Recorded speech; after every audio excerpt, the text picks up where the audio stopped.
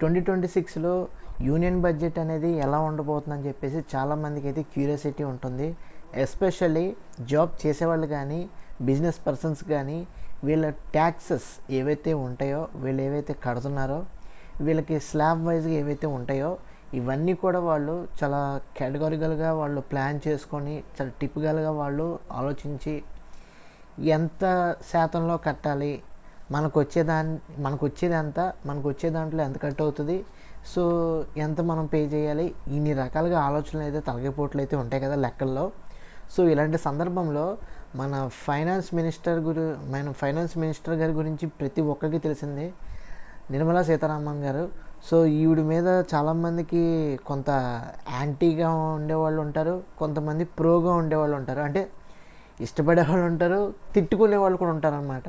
So వీళ్ళు అంటే special ఈవిడి క్యారెక్టరైజేషన్ చూసుకున్నట్లయితే, ఈవిడి అసెంబ్లీలో పార్లమెంట్ అసెంబ్లీలో ఈవిడిచ్చే స్పీచ్లు కానీ, ఈవిడిచ్చే బడ్జెట్ సెషన్ కానీ అస్సలు చాలామందికి ఉడుకు రక్తం అయితే మరిగిపోతూ ఉంటుంది అనమాట, ఉడికిపోతూ ఉంటుంది. ఆ ట్యాక్స్లు కానీ, ఆ యొక్క రెజిమ్స్ కానీ, ఆ యొక్క స్లాబ్స్ కానీ, ఆ ప్రొడక్ట్స్ మీద, ఈ ప్రొడక్ట్స్ మీద, ఈ థింగ్స్ మీద, ఆ థింగ్స్ మీద, ఏ టు జెడ్ అన్ని విషయాల్లో కూడా ఆ ట్యాక్సెస్ గురించి కానీ, ఆ యొక్క ప్రొడక్ట్స్ మీద జిఎస్టీ కానీ ఇవన్నీ చెప్తున్నప్పుడు చాలామందికి కోపం అయితే వస్తుంది. ఎందుకు ఇలా పెంచేశారు, ఎందుకు ఇలా తగ్గించేశారు, ఎందుకు ఇలా చేశారు, ఎందుకు ఇలా మార్పు చేశారు, సో ఈ స్లాబ్లో ఎందుకు ఇచ్చారు, ఈ స్లాబ్లో ఎందుకు ఇలా పెట్టారు, ఇలా రకరకాలుగా అయితే ఉంటాయి కదా. దాంతోపాటు ఇవన్నీ కూడా తెలుసుకుంటంతో పాటు ఇంకోటి ఏంటంటే, ప్రీవియస్ వీడియోలో నేను టారిఫ్స్ గురించి అక్కడ పైన అయితే నేను చెప్పాను, బట్ క్లియర్ కట్గా ఈ వీడియో అయితే చెప్తాను. ఎక్కువ ఏమి ఉండదు, మీ అందరికి ఈజీగా అర్థమయ్యే విధంగానే చెప్తాను 2-3 పాయింట్లో.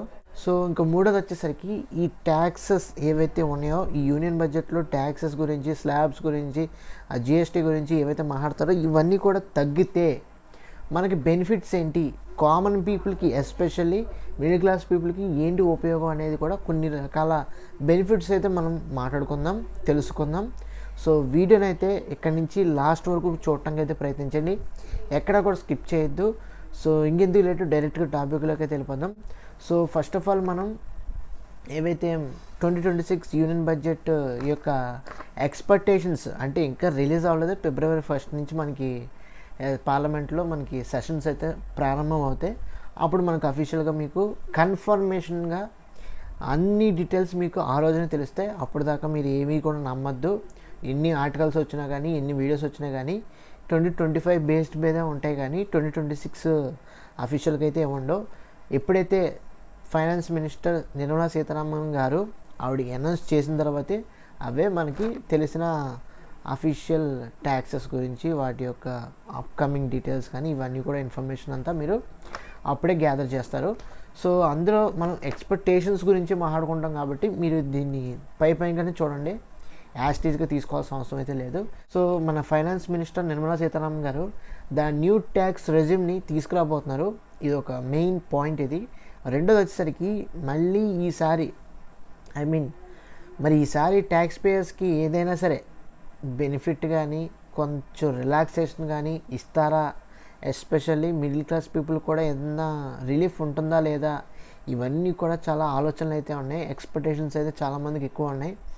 ఆవిడ ఎప్పుడు ఎలా మాట్లాడతారో, ఎప్పుడు ఎలాగ తీసుకొస్తారో మనకేది తెలియదు. సో ఆవిడ స్పీచ్ పార్లమెంట్లో మీరు చూడాలి, సో తెలుస్తుంది అప్పుడు మనకి. సో చాలామందికి ఏవైతే యూనియన్ బడ్జెట్ సెషన్ 2026 పార్లమెంట్లో February 1 అయితే జరగబోతుంది. ఈ కొత్తగా తీసుకురాబోతున్న ఏవైతే మా న్యూ ట్యాక్స్ రెజిమ్స్ ఉన్నాయో ఇవన్నీ కూడా క్లియర్ కట్గా చూసుకున్నట్లయితే, అందులో నెంబర్ 1 వచ్చేసరికి ఎస్పెషల్ ఎంత మాట్లాడుకున్నట్టే శాలరీ ఎంప్లాయిడ్ పీపుల్ ఎవరైతే ఉన్నారో వీళ్ళకి బెనిఫిట్స్ ఎలా ఉంటాయి, వీళ్ళకి ఏదైనా ఇదిగా ఉంటుందా, టీడీఎస్ ఏదైనా కొంచెం అనుకూలంగా ఉంటుందా, కన్వీనియంట్గా ఉంటుందా అంటే, ఈ టీడీఎస్ అంటే ట్యాక్స్ డిడక్టెడ్ అట్ సోర్స్ అనమాట. టీడీఎస్ ఇది స్టాండర్డ్ డిడక్షన్ లాగా మనకి రిలీఫ్ ఉంటుందా లేదా అంటే, మనం ఫైనాన్షియల్ ఇయర్ 2025-2026 చూసుకున్నట్లయితే ప్రీవియస్గా ఆవిడ కొంత రిలాక్షన్ అయితే ఇచ్చింది. కొత్త జిఎస్టీ 2.0 అని తీసుకొచ్చారు, మనందరికీ తెలిసిందే, చాలామందికి ఊరట తీసుకొచ్చింది. సో ఈసారి ఇంకెంత ఊరటైతే తీసుకొస్తారా లేదా, కొంచెం పెంచుతారా లేదా, ఇవన్నీ తెలియాలి. ప్రస్తుతం మనం ఫైనాన్షియల్ ఇయర్ 2025-2026 చూసుకున్నట్లయితే మనకి 2,50,000 ఉంటే జీరో ట్యాక్స్ అని మనకు చెప్పారు. అదేవిధంగా 2,50,000 ₹1 టు ఏవైతే 5 lakhs ఉంటే 5% ట్యాక్స్ అయితే మనం కట్టాలి. సో 5,01,000 నుండి 10 lakhs ఉంటే 20% ట్యాక్స్ అయితే కట్టాలి. అదే 10 lakhs నుంచి అబోవ్ ఏదైనా ఉంటే కనుక 30% ట్యాక్స్ అయితే కట్టాలి. సో ఇవి చాలా లోగా, చాలా తక్కువగా, మంచి అందంగా ట్యాక్స్ స్లాబ్స్ అయితే ఉన్నాయి కదా ఓల్డ్ రెజ్యూమ్లో. ఎక్స్పెక్టేషన్స్ ప్రకారం కొత్త న్యూ ట్యాక్స్ రెజ్యూమ్ ప్రకారం చూసుకున్నట్లయితే ఇందులో మేబీ ఒక 5-6 స్లాబ్స్ అయితే ఉంటే మీకు చదివి వినిపిస్తాను, ఒకసారి శ్రద్ధగా అయితే వినండి. 3 లక్షలు ఉంటే జీరో ట్యాక్స్, 3 లక్షల ₹1 నుండి 6 లక్షలు ఉంటే 5% ట్యాక్స్, అదేవిధంగా 6 లక్షల ₹1 నుండి 9 లక్షలు ఉంటే 10% ట్యాక్స్, అదేవిధంగా 9 లక్షల ₹1 నుండి 12 లక్షలు ఉంటే 15% ట్యాక్స్ కట్టాలి. 12 లక్షల ₹1 నుండి 15 లక్షలు ఉంటే 20% ట్యాక్స్ కట్టాలి. 15 లక్షల కింద ఎక్కువ ఉన్నట్లయితే 30% ట్యాక్స్ అయితే కట్టాల్సి ఉంటుంది. ఇంకా ఓల్డ్ రెజ్యూమ్కి న్యూ రెజ్యూమ్కి మెయిన్ డిఫరెన్స్ చూసుకున్నట్లయితే ఓల్డ్ రెజ్యూమ్లో చాలా ఫ్యూ స్లాబ్సే ఉంటాయి. కొత్త రెజ్యూమ్లో సెపరేట్ ఇన్కమ్తో పాటు మోర్ కేటగిరీస్ అయితే ఉన్నాయి. బట్ చాలామందికి ట్యాక్స్ బర్డెన్ అయితే తగ్గుద్ది అని అంటున్నారు. సో చూడాలి మనకి ఏ విధంగా మనకి ఇరిగించి ఏమి మ్యానిపులేట్ చేసి మనకి బడ్జెట్ని అనౌన్స్ చేస్తారో. ఇది కంప్లీట్లీ ఎక్స్పెక్టేషన్ కాబట్టి రియాలిటీ అనేది మేడం గారు చెప్తారు కాబట్టి అప్పటిదాకా మనం వెయిట్ చేయాల్సిందే. ఆవిడికి మనసులో ఏమనిపిస్తుందో, ఆవిడ బడ్జెట్ ఏ విధంగా ప్రిపేర్ చేసుకున్నారో, ఇండియన్ ఎకానమీని పెంచుతారో లేదనుకుంటే మన ట్యాక్స్ పేయర్స్ మీద బడ్డెన్ వేస్తారో, ఇవన్నీ కూడా అప్పుడే తెలుస్తాయి. ఇవేమి కూడా నేను చెప్పినవి కూడా ఇప్పుడు ఏవైతే ఉన్నాయో ఇవి ప్రస్తుతానికైతే మీరు నమ్మాల్సిన అవసరం లేదు. ఇట్ ఈస్ జస్ట్ ఎక్స్పెక్టేషన్స్ మాత్రమే, రియాలిటీ అయితే కాదు. ఎప్పుడైతే ఆవిడ నోటు ద్వారా పార్లమెంట్లో చెప్తారో అదే రియాలిటీ, అదే నిజం, అదే కరెక్ట్ అనమాట. సో ఓకేనా. సో ఓల్డ్ ట్యాక్స్ రెజ్యూమ్కి అయితే బెనిఫిషియల్ ఫర్ ఏదైతే డిడక్షన్స్ వేరియస్ ఆఫర్స్ అయితే ఉంటాయి ఏదైతే ఓల్డ్ రెజ్యూమ్లో. బట్ న్యూ రెజ్యూమ్లో చూసుకున్నట్లయితే న్యూ ట్యాక్స్ రెజ్యూమ్కి అయితే ఫ్యూ డిడక్షన్స్ అయితే ఉంటాయంట. దీంతోపాటు ఎన్పిఎస్ లాంటి ఇన్వెస్ట్మెంట్స్ కూడా ఉంటాయంట. సో చూడాలి మరి ఇవన్నీ కూడా మనకి అఫీషియలా కాదా ప్రస్తుతానికైతే మనం చెప్పలేం కాబట్టి ఇది ఒక మాటలు అయితే వస్తున్నాయి. ఇన్ఫ్యాక్ట్ 2025 బడ్జెట్లో అయితే మేజర్ ట్యాక్స్ చేంజెస్ వల్ల ఇండియన్ ట్యాక్స్ పేయర్స్కి రీసెంట్గానే మనకి ప్రీవియస్ ఇయర్లో కొంత రిలీఫ్ అయితే ఇచ్చారు కదా, కొన్ని బెనిఫిట్స్ అయితే మనకు కల్పించారు కదా దివాళీ సందర్భంగా. దాని గురించి అనమాట. ఇది ఏ విధంగా క్రియేట్ చేసిందంటే ఇండియన్ ఎకానమీని మెగా బూస్టప్ అయితే ఇచ్చింది, మామూలుగా లేదు. నిజం చెప్తున్నాను, దివాళీ నుంచి ఇప్పటి వరకు కూడా చాలామంది బెనిఫిట్ అయ్యారు కొన్ని విషయాల్లో. అబౌట్ ఎలక్ట్రానిక్స్ విషయంలో అయి ఉండొచ్చు, మిగతా విషయాల్లో అయి ఉండొచ్చు, ఎవ్రీథింగ్ చాలా మట్టుకు రిలీఫ్ అయితే చాలామందికి దొరికింది, అది మాత్రం వాస్తవం. బట్ మిగతా వాళ్ళకు కూడా శాలరీస్ అనేది పెరగట్లేదు కదా. ఆ శాలరీస్ పెరిగితే అందరికీ కూడా సమన్యాయం చేసినట్టుగా ఉంటుంది. ఇది జిఎస్టీ 2.0 అనేది కొంతమందికి మాత్రమే రిలీఫ్ ఇచ్చింది, అదే నేను వాళ్ళ గురించి చెప్తున్నాను. బట్ మిగతా వాళ్ళ గురించి మనం మాట్లాడుకోవట్లేదు కదా. మనం వాళ్ళకి శాలరీస్ పెరిగితే వాళ్ళు కూడా ఈ కేటగిరీలో కలుపుకోవచ్చు. ఈ గ్రూపు నిజంగానే జిఎస్టీ 2.0 పీపుల్గా సాటిస్ఫై అయిన పీపుల్గా మనం మాట్లాడుకోవచ్చు, అందులో తప్పైతే లేదు.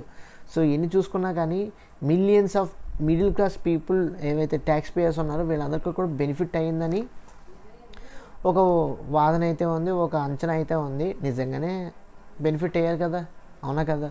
సో ఇదంతా కూడా బాగుంది. జిఎస్టీ 2.0 ఈ న్యూ ట్యాక్స్ రెజ్యూమ్ అనేది 2025లో వెరీ గుడ్.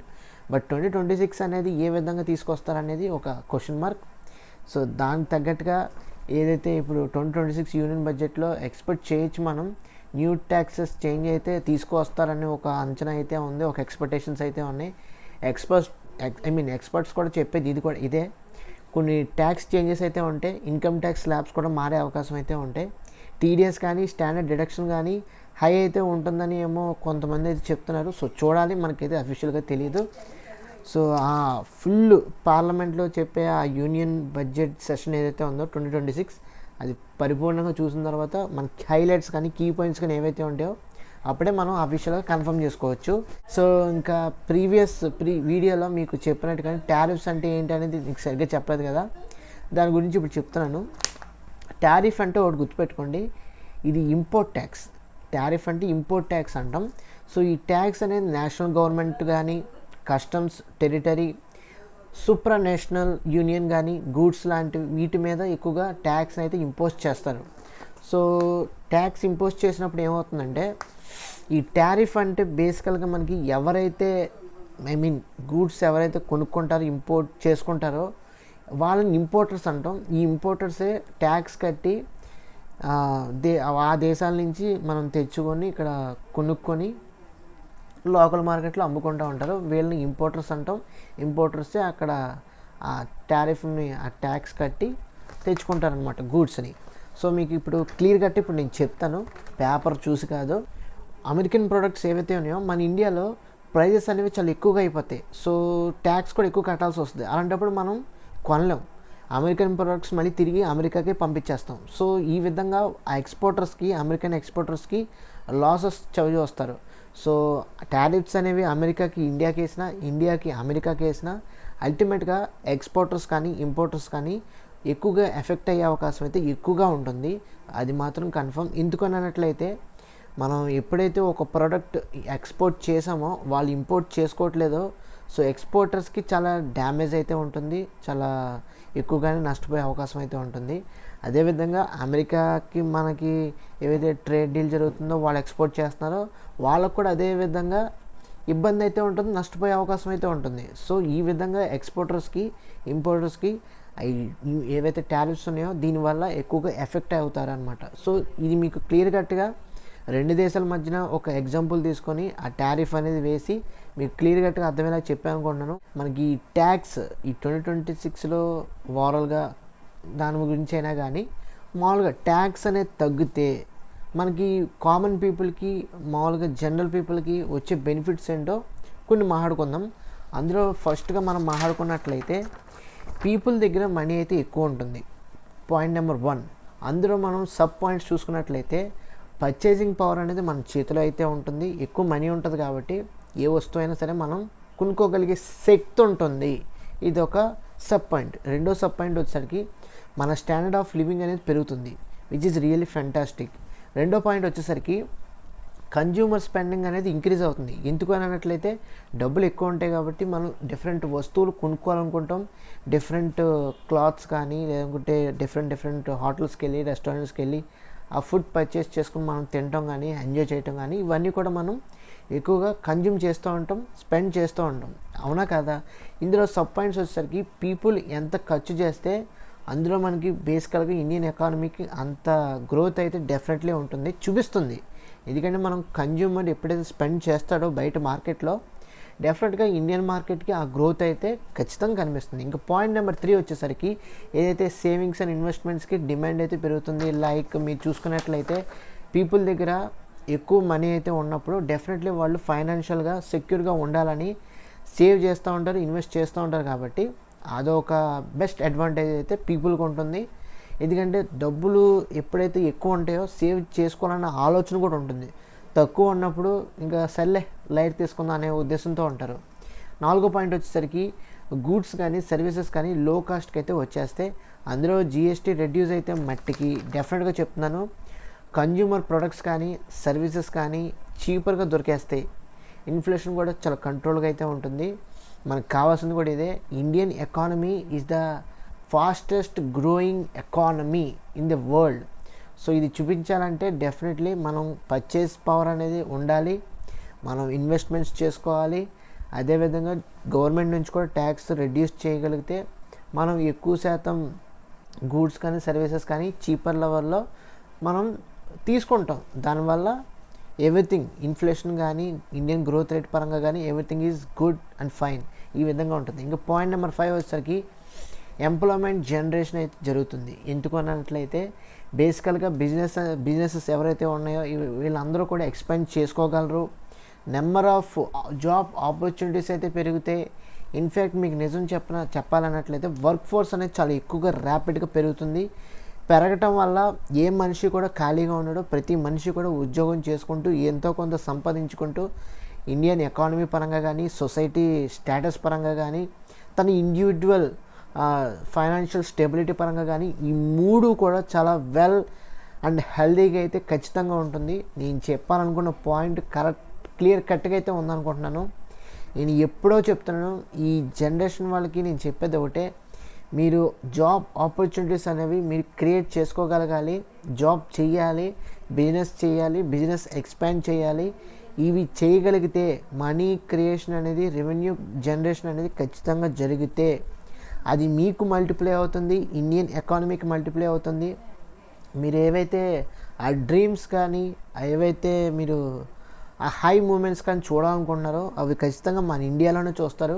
వేరే కంట్రీకి వెళ్ళి చూడాల్సిన అవసరం అయితే లేదు. సో డెఫినెట్లీ ఇండియాలో ఇవన్నీ కూడా జరుగుతాయి. సో ట్యాక్స్ బెనిఫిట్స్ వల్ల ఇన్ని రకాల బెనిఫిట్స్ అయితే మనకి కామన్ పీపుల్కి కానీ, మిగతా పీపుల్కి కానీ చాలా ఎక్కువగానే ఉంటాయి. సో ఈ వీడియో మీకు ఎలా అనిపించిందో తప్పకుండా కామెంట్ సెక్షన్ అయితే కామెంట్ చేయండి. ఈ వీడియో మీకు ఎంతో కొంత నాలెడ్జ్ అనేది మీకు ఇచ్చింది అనుకుంటున్నాను.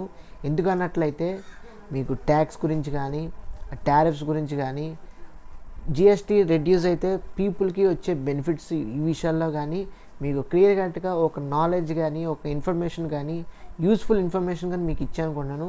డెఫినెట్లీ నా వీడియోస్ మీకు నచ్చినట్లయితే, నా ఇన్ఫర్మేషన్ మీకు నచ్చినట్లయితే, నేను ఇస్తున్న మీకు నాలెడ్జ్ ఏదైతే మీకు నచ్చినట్లయితే తప్పకుండా మన ఛానల్కి అయితే లైక్ చేయండి, మీ ఫ్రెండ్స్ అందరికీ షేర్ చేయండి. కొంచెం షేర్ చేయడానికి అయితే ప్రయత్నించండి.